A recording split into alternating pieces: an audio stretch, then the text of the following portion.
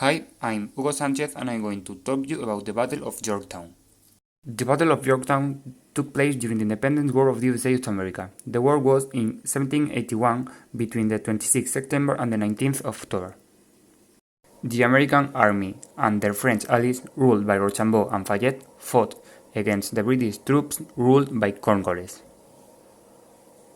Cornwallis moved to Yorktown to leave America by the port, but the French surrounded them, closing the ports outside with their boats.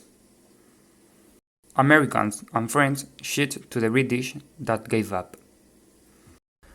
And was the final of the war. I will let you a part of a video that explains the battle.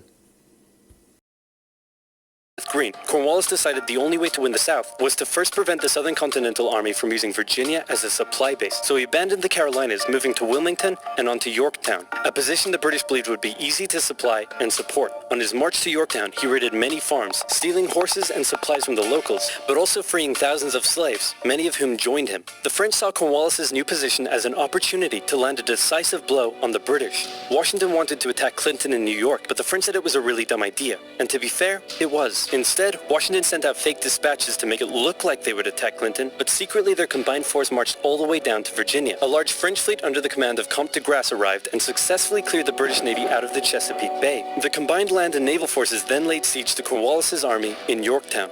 The American and French forces tightened in around the city, raining artillery down on Cornwallis, who desperately appealed to Clinton for aid, but Clinton was unusually chilled out about the whole thing. Cornwallis held out for nearly a month before he had no choice but to surrender. Over 7,000 British troops were captured, a crushing defeat, and with that, Parliament had reached the end of its rope. The war just wasn't worth it, and it needed to end now. The British still held New York, Charleston, and Savannah, but fighting between the two sides mostly ceased as peace negotiations opened up in Paris. The resulting treaty in 1783 saw Great Britain remove its troops from American soil, recognize U.S. independence, and cede territory up to the Mississippi River. In return, the Americans agreed to pay any debt still owed to Britain,